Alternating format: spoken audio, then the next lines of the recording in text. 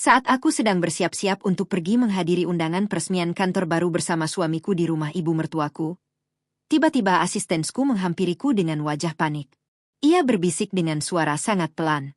"Jangan pergi ke sana, Bu." Aku mengernyit bingung. "Ada apa, Maya?" Namun Maya tidak langsung menjawab.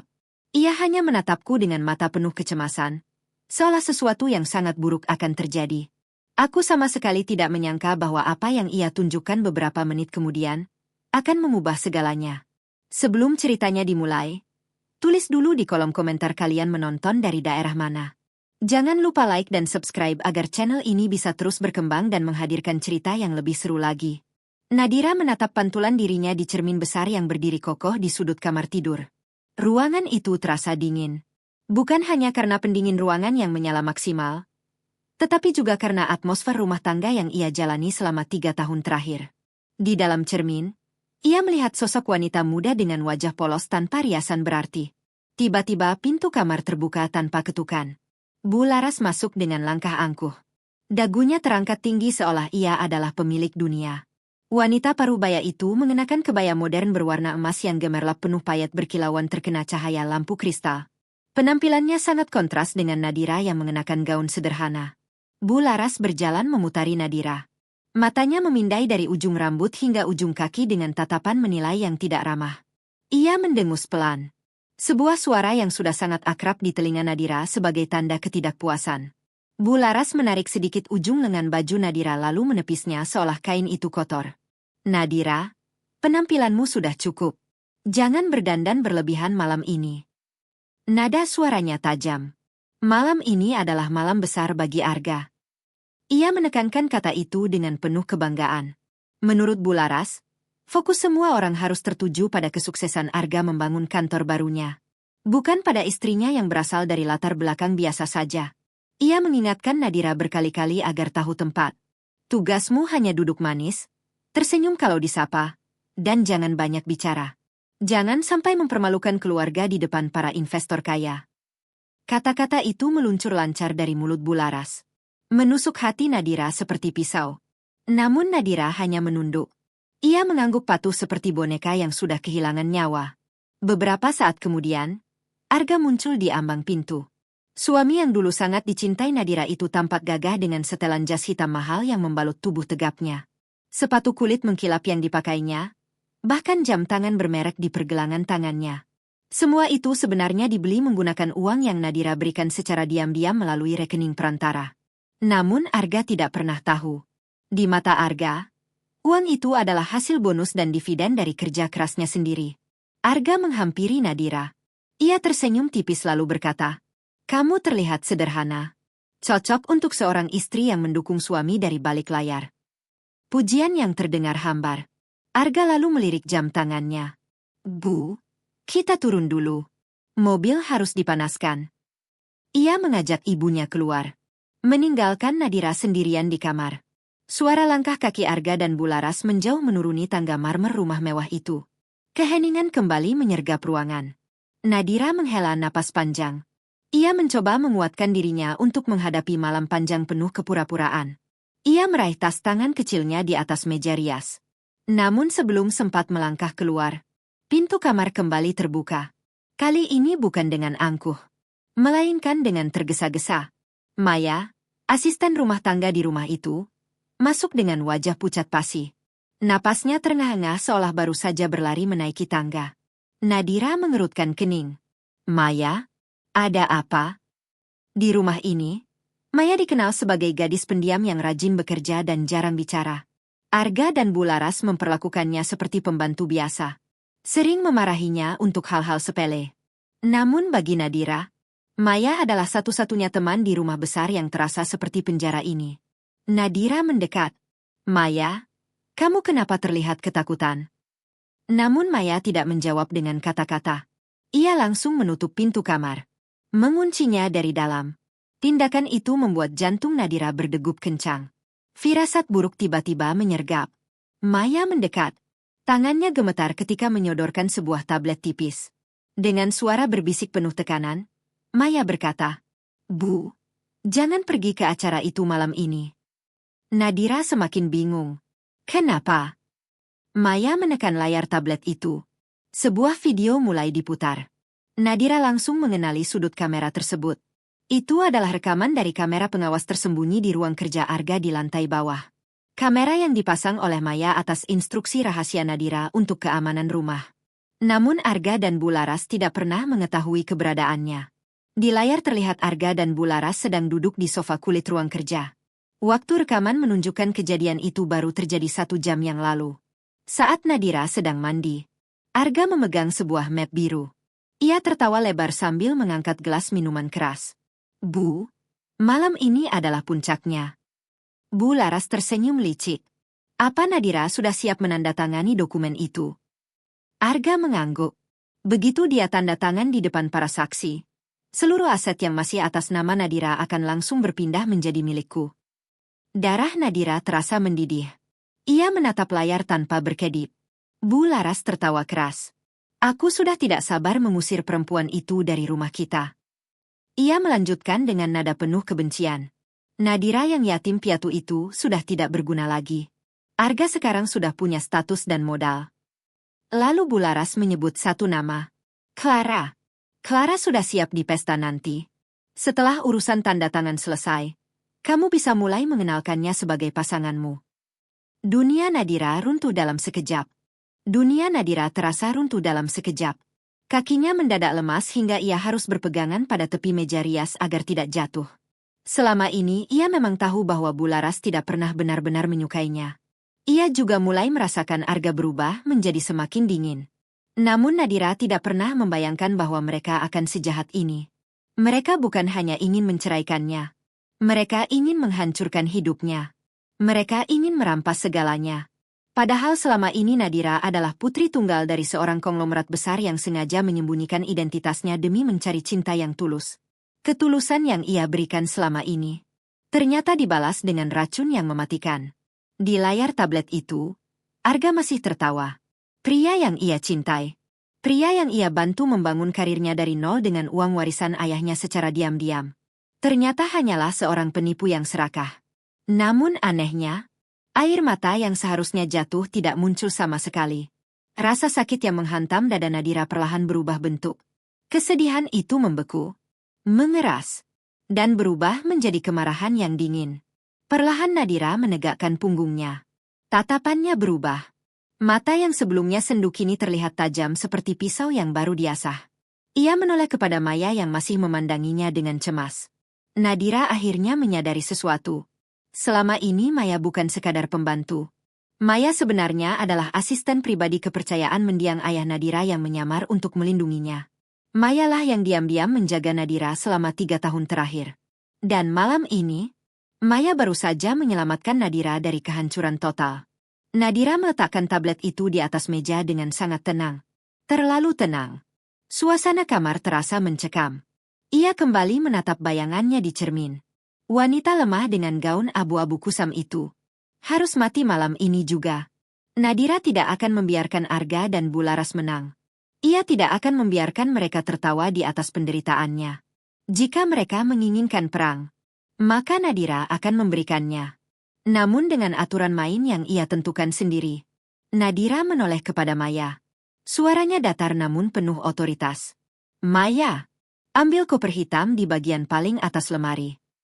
Koper yang selama 3 tahun ini tidak pernah disentuh. Maya mengangguk.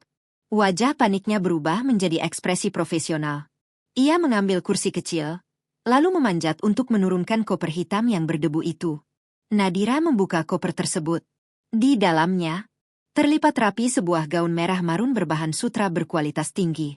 Gaun rancangan desainer terkenal. Harganya bahkan bisa membeli mobil yang digunakan Arga. Di sampingnya terdapat kotak perhiasan berisi set berlian yang berkilau tajam. Nadira menyentuh kain sutra itu perlahan. Kelembutannya mengingatkan pada kehidupan lamanya. Kehidupan sebagai pewaris tunggal Mahardika Holdings, salah satu grup bisnis terbesar di negeri ini. Nadira menatap Maya. Kita tetap pergi ke pesta itu. Maya sedikit terkejut. Bu? Namun Nadira tersenyum tipis. Kita datang bukan sebagai domba yang akan disembelih. Tatapannya berubah tajam. Kita datang sebagai pemilik kandang yang sebenarnya. Beberapa saat kemudian, Nadira melangkah keluar dari pintu utama rumah mewah itu. Ia sengaja masih mengenakan gaun abu-abu kusam pilihan Bularas. Rencananya bukan tampil mencolok sejak awal. Ia harus memainkan perannya sampai detik terakhir.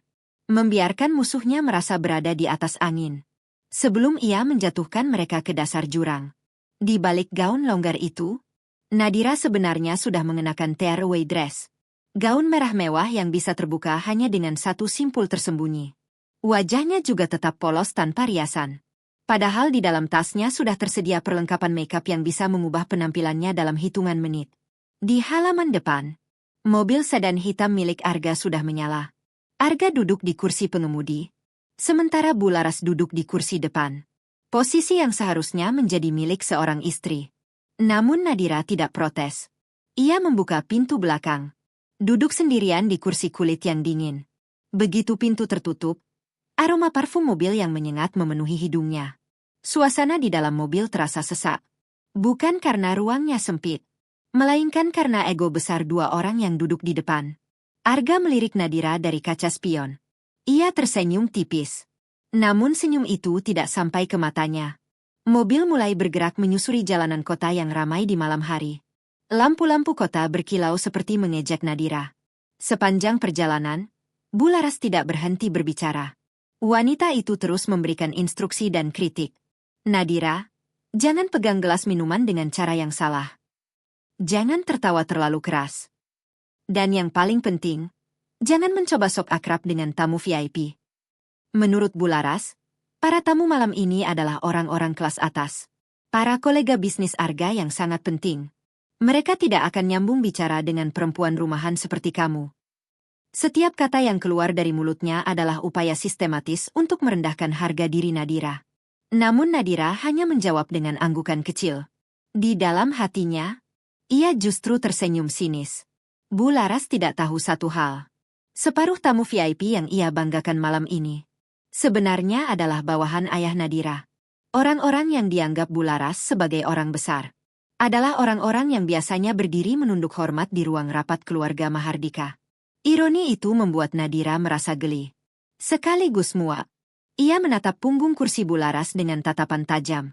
Wanita tua itu begitu bangga dengan status sosial semu yang dibangun di atas uang menantunya sendiri. Nadira bergumam dalam hati. Nikmati saja ocehanmu malam ini, Bularas. Besok mungkin kau tidak punya tenaga lagi untuk bicara. Tiba-tiba ponsel Arga yang diletakkan di dashboard bergetar. Layar menyala. Dari kursi belakang, Nadira bisa melihat pantulan nama pengirim pesan di kaca jendela. Clara my love. Isi pesannya singkat. Aku sudah sampai sayang. Gaunku biru malam ini sesuai kesukaanmu. Tidak sabar melihatmu di panggung. Perut Nadira terasa mual. Ia melihat Arga tersenyum lebar membaca pesan itu. Senyum yang penuh gairah. Senyum yang tidak pernah ia berikan kepada Nadira selama bertahun-tahun. Arga segera membalas pesan itu ketika mobil berhenti di lampu merah. Sesekali ia melirik ibunya dan Nadira agar tidak ketahuan. Bularas kemudian berkata, "Klien penting sudah datang." Arga mengangguk. "Iya, Bu. Semuanya siap." Kode klien penting itu jelas merujuk pada Clara. Nadira memalingkan wajah ke arah jendela. Menahan rasa jijik yang memenuhi dadanya. Ia meremas tas tangannya erat. Arga benar-benar sudah kehilangan hati nuraninya. Ia membawa istrinya ke pesta, di mana selingkuhannya sudah menunggu. Dan malam ini mereka bahkan berencana mempermalukan Nadira di depan umum. Namun tiba-tiba, ponsel Nadira di dalam tas bergetar. Satu getaran panjang. Tanda pesan khusus. Ia membuka tasnya sedikit dan melihat layar. Pesan itu berasal dari seseorang bernama Pak Surya. Orang kepercayaan ayahnya. Sekaligus investor terbesar yang selalu dibanggakan Arga. Isi pesannya singkat. Seluruh direksi sudah berada di posisi. Nona, kami menunggu aba-aba Anda. Nadira menutup ponselnya. Perlahan ketenangan kembali mengisi dadanya. Ia tidak sendirian. Pasukannya sudah siap. Malam ini, permainan akan dimulai. Mobil akhirnya memasuki pelataran gedung perkantoran baru yang megah. Gedung pencakar langit itu menjulang tinggi. Dinding kacanya memantulkan cahaya kota yang gemerlap. Di bagian depan, Karpet merah sudah digelar. Lampu sorot menari-nari di langit malam. Para fotografer berdiri berjajar dengan kamera siap memotret. Arga menghentikan mobilnya di dekat lobi. Namun tidak tepat di depan karpet merah. Ia menoleh ke belakang menatap Nadira. Suaranya dibuat selembut mungkin. Namun tetap terdengar merendahkan. Nadira, kamu turun di sini saja. Nadira mengangkat alis sedikit. Arga melanjutkan. Pintu utama sedang penuh wartawan. Aku tidak ingin kamu merasa tidak nyaman. Ia menambahkan dengan santai. Aku dan ibu harus menyambut tamu VIP di depan. Kamu masuk saja lewat pintu samping ke ruang tunggu keluarga. Alasannya terdengar masuk akal. Namun Nadira tahu itu bohong. Arga hanya malu terlihat berjalan di karpet merah bersamanya. Ia ingin tampil sendirian. Atau mungkin nanti berjalan bersama Clara. Tanpa ada sosok istri kampungan yang dianggap merusak citranya. Bu Laras langsung menimpali dengan nada ketus. Sudah ikuti saja. Jangan membantah. Nadira tidak berkata apa-apa. Ia hanya mengangguk. Lalu membuka pintu mobil. Ia turun di area yang agak gelap. Jauh dari sorot lampu kamera. Angin malam menerpa wajahnya. Namun Nadira tidak merasa dingin. Ia justru merasa panas oleh api semangat yang membara di dalam dadanya. Mobil Arga kemudian melaju menuju area drop-off VIP yang terang benderang. Meninggalkan Nadira berdiri sendirian di dekat pintu karyawan. Nadira menatap mobil itu menjauh. Ia merapikan gaun kusamnya. Lalu mengangkat dagunya tinggi. Arga berpikir ia baru saja membuang Nadira ke pintu belakang. Padahal tanpa sadar. Ia justru memberi Nadira ruang untuk menyiapkan serangan balik. Nadira berjalan menuju pintu samping. Seorang petugas keamanan bertubuh besar langsung menghalanginya. Tatapan pria itu meragukan. Namun sebelum petugas itu sempat bertanya, seorang pria berjas rapi muncul dari balik pintu. Ia adalah asisten pribadi Pak Surya.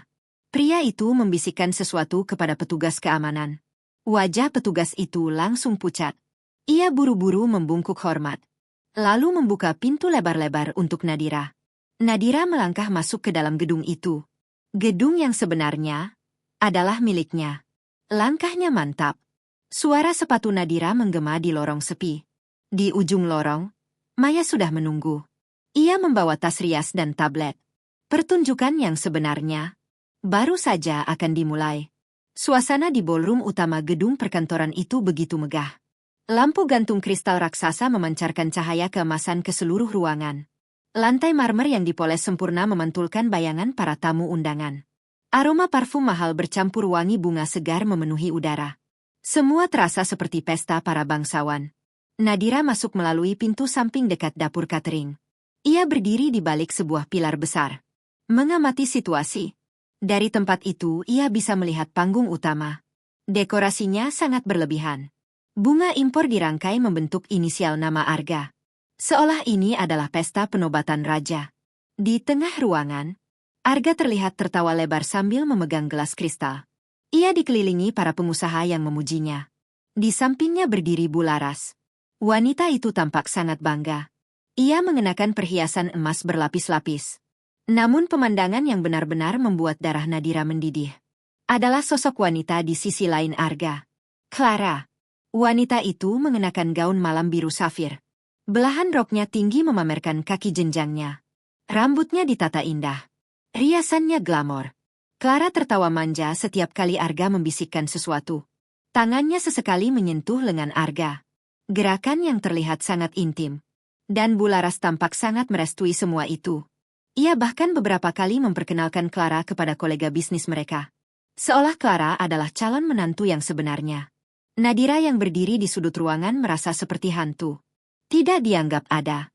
Padahal gedung tempat mereka berpijak dibangun menggunakan uangnya. Nadira akhirnya keluar dari balik pilar. Ia berjalan menuju meja prasmanan. Berniat mengambil segelas air. Namun kehadirannya langsung menarik perhatian beberapa tamu.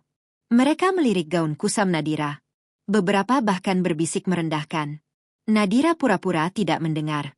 Namun tiba-tiba, suara melengking Bu Laras terdengar. Nadira. Semua orang menoleh. Bu Laras berjalan cepat menghampiri. Clara ikut di belakangnya dengan senyum sinis. Arga tetap berdiri di tempat. Pura-pura sibuk berbicara dengan tamu lain. Bu Laras berdiri tepat di depan Nadira. Tatapannya penuh jijik. Kenapa kamu berkeliaran di area VIP? Nadira menjawab pelan. Aku hanya haus. Namun jawaban itu justru membuat Bu Laras semakin marah. Kamu sengaja ingin mempermalukan Arga dengan penampilanmu. Clara maju selangkah. Ia pura-pura ramah. Ini minum saja, Kak. Clara menyodorkan segelas minuman merah. Namun sebelum Nadira sempat mengambilnya, Bu Laras, tidak sengaja, menyenggol siku Nadira. Gelas itu terjatuh. Minuman merahnya tumpah ke gaun Nadira. Noda besar langsung menyebar di kain abu-abu itu. Seperti darah. Suara gelas pecah membuat semua percakapan berhenti. Semua mata kini tertuju pada Nadira. Bu Laras langsung berteriak. Lihat, kamu selalu membuat kekacauan. Clara menutup mulutnya. Berpura-pura kaget. Namun matanya jelas menahan tawa. Nadira hanya berdiri diam. Ia melihat Arga menoleh. Namun suaminya itu hanya membuang muka. Dan kembali berbicara dengan tamunya. Seolah Nadira tidak ada. Saat itu juga, sesuatu di dalam hati Nadira benar-benar mati. Ia menunduk. Meminta maaf pelan. Lalu berjalan menuju toilet wanita. Diiringi tatapan kasihan dan ejekan dari para tamu. Namun mereka tidak tahu bahwa mereka baru saja menyaksikan penghinaan terakhir yang akan Nadira terima. Nadira masuk ke dalam toilet VIP wanita.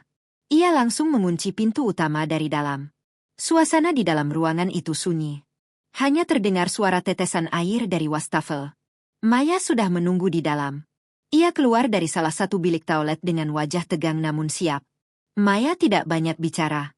Ia tahu waktu mereka sangat terbatas. Nadira berdiri di depan cermin besar. Ia menatap bayangannya sendiri. Gaun abu-abu kusam itu kini dipenuhi noda merah dari minuman yang tumpah. Noda itu seperti simbol penghinaan terakhir yang baru saja ia terima. Namun Nadira tidak marah. Tidak juga menangis. Wajahnya justru sangat tenang. Perlahan ia meraih simpul tersembunyi di bahu gaunnya. Kemudian simpul lain di pinggang. Dengan satu tarikan kuat, gaun abu-abu itu terlepas. Jatuh ke lantai seperti kulit ular yang ditinggalkan. Di balik kain kusam itu, muncul sosok Nadira yang sebenarnya. Ia mengenakan gaun malam strapless berwarna merah marun dari sutra berkualitas tinggi. Gaun itu memeluk tubuhnya dengan elegan. Menjuntai hingga menyapu lantai. Belahan pahanya terlihat anggun namun tetap berkelas. Warnanya kontras dengan kulit Nadira yang putih. Membuatnya terlihat memancarkan aura dominasi. Maya langsung bergerak cepat. Ia membuka ikatan rambut Nadira.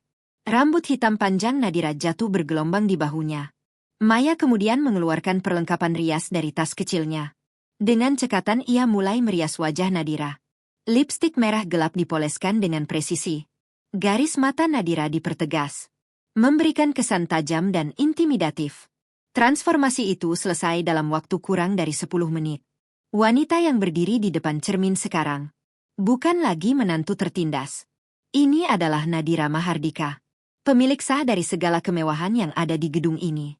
Maya lalu menyerahkan sepasang sepatu hak tinggi bertabur kristal. Nadira menendang sepatu lamanya ke sudut ruangan.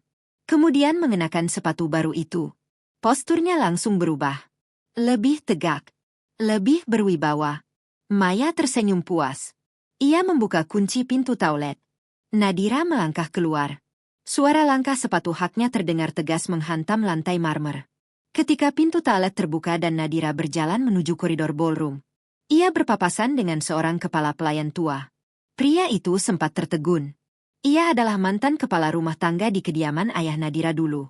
Begitu melihat Nadira, ia langsung menundukkan kepala dalam-dalam. Sebuah penghormatan penuh taksim. Seolah menyambut kembalinya seorang ratu. Nadira hanya mengangguk singkat, tanpa senyum. Lalu ia berjalan menuju pintu utama ballroom.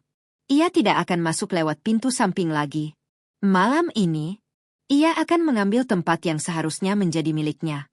Tepat di bawah sorotan lampu. Sementara itu di dalam ballroom, Arga sedang berdiri di atas panggung. Ia memegang mikrofon dengan penuh percaya diri. Ia baru saja menyelesaikan pidato panjang tentang bagaimana ia membangun perusahaannya dari nol. Sebuah cerita yang sepenuhnya palsu. Tepuk tangan bergema di seluruh ruangan. Sebagian besar berasal dari karyawan yang diwajibkan hadir. Arga tersenyum puas.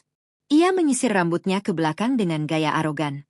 Di barisan depan, Bu Laras bertepuk tangan paling keras. Ia bahkan berpura-pura menyeka air mata bangga. Clara duduk di sampingnya. Wanita itu tersenyum manis sambil sesekali memperbaiki posisi gaunnya agar terlihat menarik di kamera. Arga mengangkat tangannya meminta ketenangan. Saya tidak akan sampai di titik ini tanpa dukungan keluarga. Kalimat itu sebenarnya adalah kode awal dari rencana mereka. Arga kemudian memanggil nama Nadira ke atas panggung. Istriku tercinta, Nadira. Lampu sorot langsung bergerak mencari sosok Nadira. Arga yakin Nadira masih bersembunyi di belakang dengan gaun basahnya. Atau mungkin sudah pulang karena malu. Ia bahkan sudah menyiapkan alasan bahwa istrinya tiba-tiba sakit. Namun tiba-tiba, pintu utama ballroom terbuka. Semua kepala menoleh. Ruangan langsung hening. Di ambang pintu, berdiri Nadira. Namun bukan Nadira yang mereka kenal tadi. Sosok wanita bergaun merah marun itu tampak seperti bangsawan. Lampu sorot jatuh tepat padanya. Gaun sutranya berkilau. Berlian di lehernya memantulkan cahaya lampu. Nadira berjalan masuk. Langkahnya tenang, elegan. Para tamu secara otomatis menyingkir memberi jalan. Bisik-bisik kekaguman mulai terdengar. Di atas panggung, Arga ternganga. Mikrofon hampir terlepas dari tangannya. Bu Laras melotot tidak percaya. Mulutnya terbuka lebar.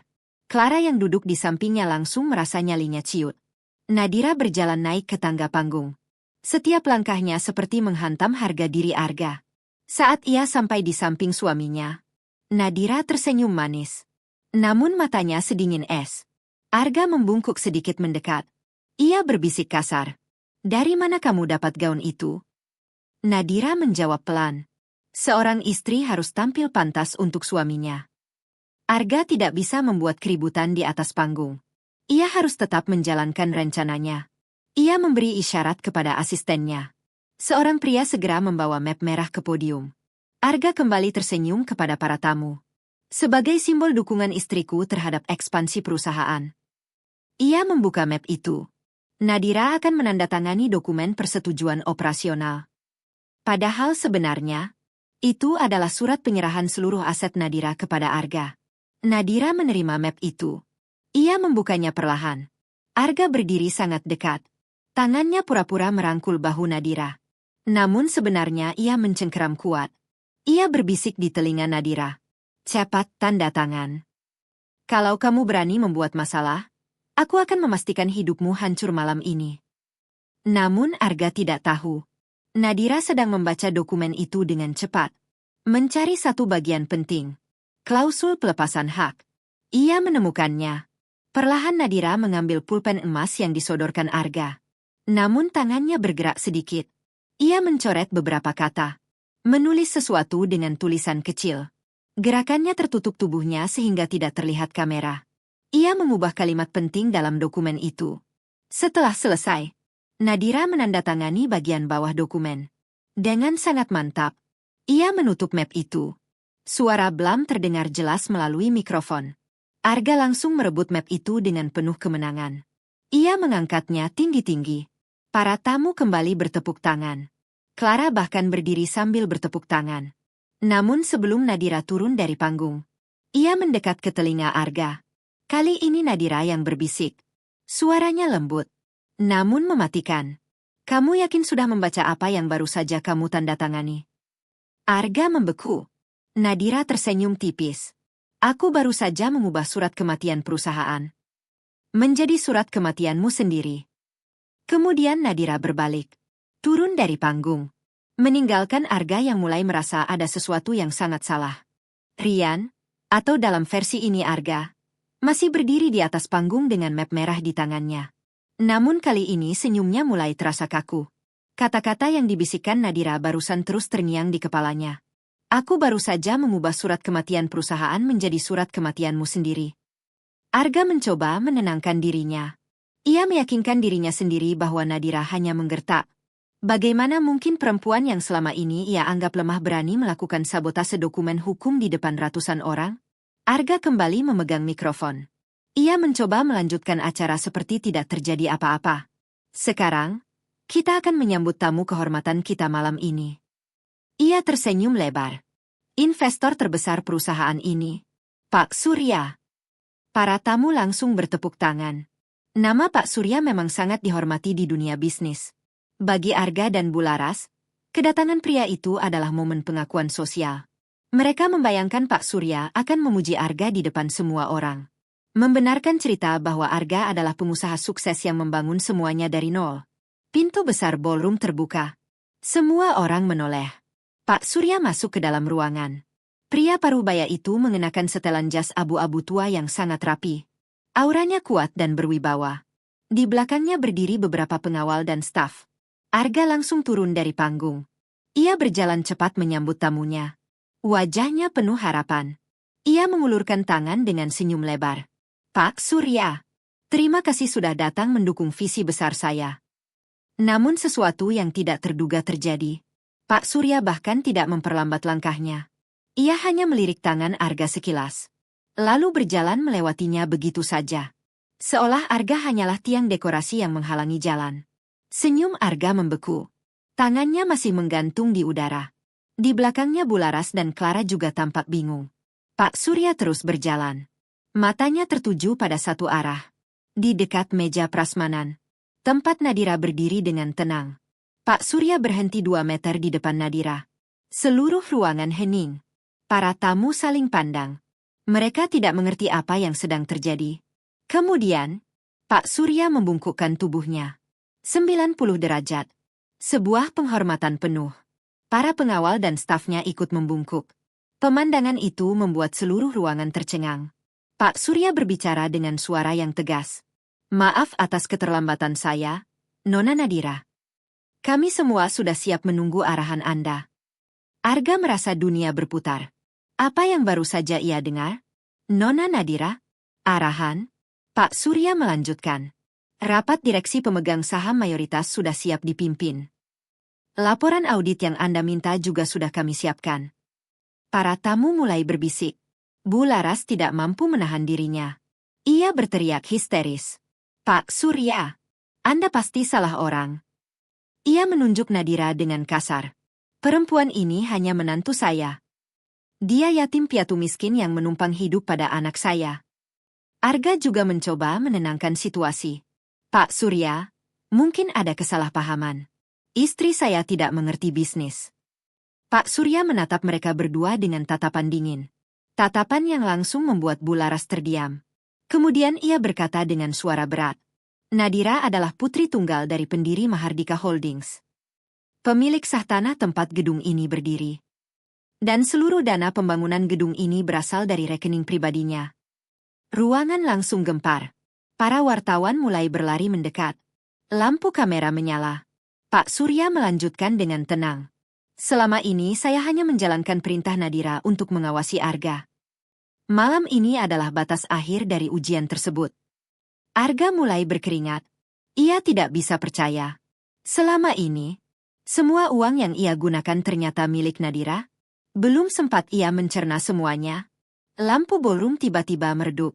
Layar proyektor raksasa di belakang panggung menyala. Seharusnya layar itu menampilkan video profil perusahaan. Namun yang muncul justru grafik keuangan. Judul besar muncul di layar. Audit aliran dana operasional. Para tamu langsung terdiam. Grafik di layar menunjukkan aliran uang. Dari rekening Nadira menuju perusahaan cangkang. Kemudian mengalir ke rekening pribadi Arga.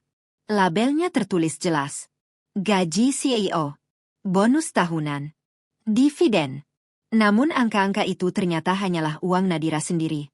Semua transaksi tercatat lengkap dengan tanggal dan jumlah. Bahkan pembelian mobil sport Arga. Jam tangan mewahnya. Apartemen untuk Clara. Semua berasal dari rekening Nadira. Para tamu mulai berbisik keras. Tatapan mereka kepada Arga berubah. Dari kagum menjadi jijik. Arga panik. Ia berlari ke arah operator. Matikan layar itu. Namun terlambat. Semua orang sudah melihat kebenarannya. Nadira kembali naik ke panggung. Ia mengambil mikrofon. Suaranya tenang. Selama 3 tahun, aku sengaja memberi Arga akses ke sebagian kecil hartaku. Aku ingin melihat apakah dia akan menggunakan kesempatan itu untuk bekerja jujur. Nadira menoleh ke arah Arga. Tapi data ini membuktikan sebaliknya. Dia menggunakan uang itu untuk hidup mewah, membiayai keluarganya yang serakah, dan memelihara wanita lain. Arga berteriak marah. Itu uang perusahaan. Namun Nadira langsung menunjuk satu transaksi di layar. Transfer 2 miliar rupiah untuk kalung berlian di toko Permata Jaya. Nadira menatap Clara. Sejak kapan perusahaan konstruksi membeli kalung berlian sebagai aset operasional? Clara langsung pucat. Tangannya gemetar mencoba melepas kalung itu. Namun kuncinya macet. Nadira mengeluarkan sebuah kartu hitam dari tasnya. Black Card Corporate. Ia mengangkatnya tinggi-tinggi. Mulai detik ini semua akses keuangan Arga dibekukan. Ia menatap para vendor. Kalian boleh menagih semua biaya pesta ini langsung kepada Arga. Kartuku tidak akan membayar 1 rupiah pun lagi. Nadira menjatuhkan kartu hitam itu di dekat kaki Arga. Suara kartu plastik itu terdengar sangat keras di ruangan yang sunyi. Kemudian Nadira turun dari panggung. Meninggalkan Arga yang mulai dikerubungi para vendor yang menagih bayaran. Malam peresmian itu berubah menjadi awal kehancuran Arga. Kekacauan langsung meledak di dalam ballroom. Lampu utama masih redup. Suasana pesta yang tadi elegan berubah menjadi kacau. Para manajer vendor mulai dari catering, dekorasi, hingga penyewaan sistem suara langsung bergerak menuju panggung. Bagi mereka ini bukan lagi acara sosial. Ini soal uang miliaran rupiah yang harus dibayar malam itu juga. Arga yang tadi berdiri percaya diri kini dikerumuni banyak orang. Mereka menuntut pembayaran. Suara protes bersahut-sahutan. Arga mencoba mengangkat kedua tangannya. Tenang. Tenang. Namun tidak ada lagi yang mendengarkannya. Wibawanya sudah hancur. Seorang manajer catering bertubuh besar maju ke depan. Ia menyodorkan mesin edisi ke arah Arga. Bayar sekarang juga. Arga mencoba mempertahankan kesombongannya.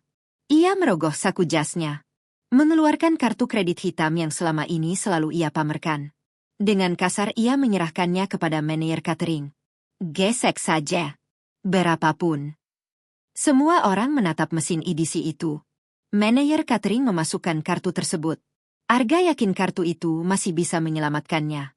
Namun mesin itu mengeluarkan bunyi panjang. TF. Tulisan merah muncul di layar kecilnya. Card blocked. Manajer catering mencoba sekali lagi. Namun hasilnya tetap sama.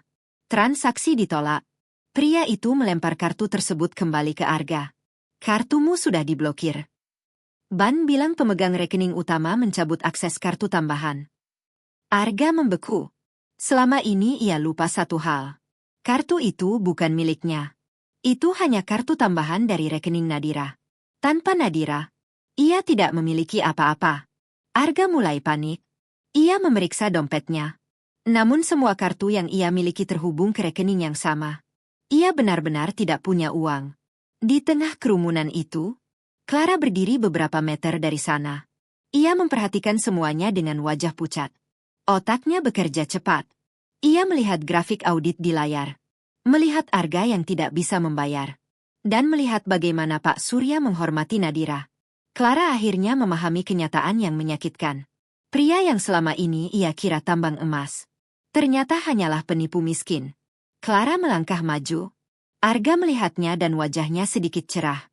Ia mengulurkan tangan. Clara, bantu aku. Namun Clara menepis tangan Arga dengan kasar. Matanya penuh kebencian. Kamu pembohong. Kamu bilang kamu CEO kaya. Clara melepas cincin berlian dari jarinya. Cincin yang ternyata dibeli dengan uang Nadira. Ia melemparkannya ke wajah Arga. Cincin itu memantul di pipinya lalu jatuh ke lantai. Aku tidak mau berhubungan dengan laki-laki miskin. Clara berbalik. Ia mengangkat gaun birunya agar tidak tersandung. Kemudian berlari keluar dari ballroom. Meninggalkan Arga sendirian. Melihat anak kesayangannya dipermalukan. Bu Laras akhirnya memainkan kartu terakhirnya. Ia memegangi dadanya. Aduh, jantungku. Ia mulai terhuyung. Kemudian jatuh ke lantai dengan dramatis. Tubuhnya kejang-kejang. Ia merintih memanggil nama almarhum suaminya. Beberapa tamu langsung panik. Namun suara Nadira tiba-tiba terdengar dari panggung. Dingin. Tenang. Tidak perlu memanggil ambulans. Semua orang menoleh. Nadira memegang mikrofon. Ia menatap Bularas yang masih pura-pura kejang di lantai. Aktor yang bagus memang selalu meyakinkan. Beberapa tamu mulai menyadari sesuatu. Nadira melanjutkan dengan nada datar. Asuransi kesehatan premium keluarga kalian sudah saya cabut 5 menit yang lalu. Jika Bularas benar-benar sakit, silakan bayar rumah sakit dengan uang sendiri. Ruangan langsung hening. Kejang-kejang Bularas tiba-tiba berhenti. Ia membuka sedikit matanya. Melihat semua orang menatapnya. Tidak ada yang tertipu. Dengan sangat malu, Bularas perlahan duduk. Rambutnya sudah berantakan. Makeupnya luntur. Wanita yang dulu selalu merasa paling terhormat itu kini tampak sangat menyedihkan. Arga menatap ibunya dengan pandangan kosong. Ia sadar. Tidak ada lagi sandiwara yang bisa menyelamatkan mereka. Namun tiba-tiba Arga melihat sesuatu di atas podium. Map merah. Dokumen yang tadi ditandatangani Nadira. Sebuah harapan terakhir muncul di pikirannya. Ia berlari ke podium. Menyambar map itu. Kemudian mengangkatnya tinggi-tinggi. Semua orang dengar. Aku masih memegang dokumen ini. Istriku sudah menandatangani surat penyerahan aset. Arga menatap Nadira dengan penuh keputusasaan. Ini bukti sah di pengadilan. Namun Nadira hanya menatapnya dengan tenang. Dari sisi panggung, seorang pria parubaya berkacamata melangkah maju. Itu adalah Pak Bima, pengacara keluarga Nadira. Ia naik ke panggung, menerima map dari tangan Arga. Kalau begitu, mari kita baca dokumen ini bersama-sama. Pak Bima membuka halaman terakhir. Ia menyalakan lampu kecil. Kemudian mulai membaca dengan suara keras. Pihak kedua, Arga, mengakui telah menggelapkan dana perusahaan sebesar 50 miliar rupiah. Ruangan langsung gempar. Pak Bima melanjutkan. Dan bersedia mengembalikannya sebagai hutang pribadi. Dengan jaminan seluruh aset pribadinya. Arga merasa dunia runtuh. Ia baru sadar. Saat Nadira menandatangani dokumen itu tadi, ia juga mengubah isi klausulnya. Dan Arga berdiri tepat di sampingnya. Secara hukum itu berarti, Arga menyetujui perubahan tersebut. Dokumen yang ia kira akan membuatnya kaya, justru menjadi pengakuan utangnya sendiri. Kaki Arga tidak mampu menopang tubuhnya lagi. Ia jatuh terduduk di lantai panggung. Semua orang menatapnya. Namun mimpi buruknya belum selesai. Tiba-tiba, suara sirene polisi terdengar dari luar gedung. Suara sirene polisi terdengar semakin dekat. Meraung keras dari arah lobi utama gedung. Suara itu membuat bulu kuduk banyak orang meremang. Tidak lama kemudian, pintu ballroom didorong terbuka. Beberapa petugas kepolisian berseragam lengkap masuk dengan langkah tegas. Mereka dipimpin seorang perwira yang membawa surat perintah penangkapan. Maya berjalan maju. Ia menyerahkan tablet kepada polisi. Di dalam tablet itu terdapat semua bukti. Rekaman CCTV percakapan Arga dan Bularas. Data audit aliran dana, serta salinan digital dokumen yang baru saja dibacakan Pak Bima. Perwira polisi naik ke panggung. Ia berdiri di depan Arga yang masih terduduk lemas. Dengan suara resmi ia membacakan tuduhan. Saudara Arga ditetapkan sebagai tersangka kasus penggelapan dana, penipuan korporasi, dan pemalsuan dokumen. Ruangan hening. Dua polisi langsung menarik Arga berdiri. Borgol besi dikunci di kedua pergelangan tangannya. Klik. Suara itu terdengar sangat keras. Arga tidak melawan. Ia sudah kehilangan segalanya. Ketika polisi menyeretnya turun dari panggung, Arga sempat menoleh kepada Nadira. Matanya merah dan basah. Bibirnya bergerak seolah ingin berkata sesuatu. Mungkin meminta maaf. Namun Nadira tidak menatapnya. Ia hanya memalingkan wajah. Seolah Arga hanyalah orang asing. Polisi membawa Arga keluar dari ballroom. Sementara Bularas menangis histeris di lantai. Para tamu hanya menatap dengan jijik. Sirene mobil polisi perlahan menjauh. Meninggalkan keheningan aneh di ruangan itu. Pesta mewah yang seharusnya menjadi puncak kejayaan Arga, berakhir menjadi malam kehancurannya. Di tengah ballroom yang berantakan, Bularas berdiri sendirian. Para tamu yang tadi memujinya kini menjauh. Tatapan mereka penuh hinaan. Bularas akhirnya menyadari kenyataan pahit. Tanpa Arga, dan tanpa uang Nadira, Ia bukan siapa-siapa. Kartu kreditnya diblokir. Mobil yang ia gunakan adalah aset perusahaan. Perhiasan yang ia pakai bahkan belum lunas cicilannya. Ketakutan mulai merayap di hatinya. Satu-satunya orang yang bisa menyelamatkannya sekarang adalah Nadira. Wanita yang selama ini ia hina. Bu Laras berjalan mendekat. Kemudian tiba-tiba, ia berlutut. Ia memeluk kaki Nadira sambil menangis keras. Nadira, anakku, maafkan ibu. Air mata palsu mengalir deras. Ia memohon. Ia mengatakan bahwa semua kesalahan itu adalah ulah Arga. Bahwa ia juga korban. Ia bahkan menyebut Nadira sebagai anaknya sendiri. Padahal selama ini ia memperlakukan Nadira lebih buruk dari pembantu. Nadira menatap wanita tua itu. Wajahnya datar. Tanpa emosi. Ia perlahan menarik kakinya menjauh. Bu Laras terjatuh ke depan. Nadira berkata dengan suara tenang. Bukankah dulu ibu selalu bilang aku harus tahu tempat? Ia menatap Bu Laras dengan dingin. Malam ini aku sudah tahu tempatku. Nadira mengangkat dagunya. Tempatku adalah memimpin perusahaan ini. Kemudian Nadira menunjuk Maya yang membawa sebuah map. Dan tempat seorang pengkhianat. Bukan di dalam keluargaku. Nadira memberikan pukulan terakhir. Rumah mewah yang mereka tinggali selama ini. Ternyata adalah rumah dinas perusahaan. Karena Arga sudah dipecat. Fasilitas itu juga ditarik. Nadira memberi perintah tegas. Besok pagi sebelum jam 8. Kosongkan rumah itu. Kalau tidak, semua barangmu akan dikeluarkan ke trotoar. Bu Laras terdiam. Wajahnya pucat.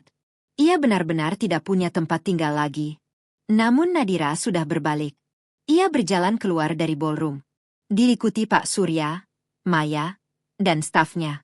Langkahnya tegas. Ia tidak pernah menoleh lagi. Di belakangnya, Bu Laras hanya bisa menangis sendirian di lantai ballroom yang gelap. 1 bulan kemudian, gedung yang dulu menjadi saksi kehancuran Arga kini berubah total. Logo perusahaan lama sudah dicopot. Diganti dengan logo baru. Mahardika Holdings. Suasana kantor jauh lebih profesional. Nadira kini duduk di ruang CEO. Ruangan luas dengan dinding kaca menghadap panorama kota. Ia mengenakan blazer putih elegan.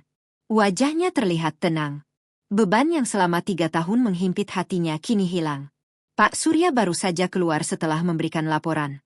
Sejak Arga tidak lagi menjabat, keuntungan perusahaan justru meningkat. Publik memuji Nadira sebagai Iron Lady yang berani membersihkan korupsi di perusahaannya sendiri. Maya kini menjadi sekretaris direktur utama. Suatu siang ia masuk membawa teh hangat dan beberapa surat. Ia memberikan laporan terakhir. Arga telah divonis 10 tahun penjara. Semua asetnya disita. Tidak ada teman yang menjenguknya. Bu Laras kini tinggal di kontrakan kecil di pinggiran kota. Ia hidup serabutan. Kadang mencuci baju tetangga. Kadang meminta belas kasihan orang. Sifat sombongnya membuatnya sering bertengkar dengan orang sekitar. Nadira mendengarkan semuanya dengan tenang. Ia tidak merasa senang. Hanya lega. Masa lalu itu sudah selesai. Namun Maya kemudian menyerahkan sebuah amplop merah muda. Undangan pernikahan. Nama pengantinnya membuat Nadira tersenyum tipis. Clara. Clara akan menikah dengan seorang pengusaha tambang yang jauh lebih tua. Ia cepat sekali mencari tambang emas baru. Maya bertanya sambil tersenyum. Apakah Nona ingin datang ke pernikahan itu? Nadira menggeleng. Ia tidak punya waktu untuk drama seperti itu. Namun ia punya ide. Kirimkan papan bunga paling besar. Maya tertawa kecil. Apa pesannya? Nadira tersenyum tipis. Terima kasih telah memungut dan mendaur ulang sampah dari hidupku. Semoga beruntung dengan barang bekas. Maya hampir tertawa terbahak. Nadira menyeruput teh hangatnya. Ia kembali menatap layar komputer. Hidupnya baru saja dimulai. Dan masa depannya jauh lebih berharga daripada semua berlian yang dulu diperebutkan Arga dan Clara. Tamat.